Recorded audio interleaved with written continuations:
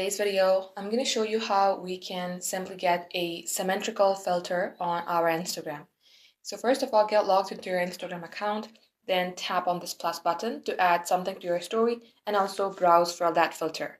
Now as you do that, swipe all the way to your left, then you will see this filter icon. If you tap onto it, you can directly search for any filter that you would like. So for that, again, tap on this magnifying glass button. And here, simply type in symmetrical or something called invert. If that feature is available to you in your region, you will be able to see it right at the section. In my case, I don't have that feature. If you don't have that feature as well, you can try updating your application by visiting Play Store and searching for Instagram.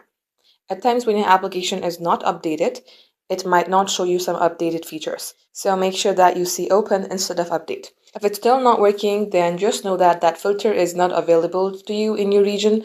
So you can try using a VPN if you would like to use that filter. Thank you for watching.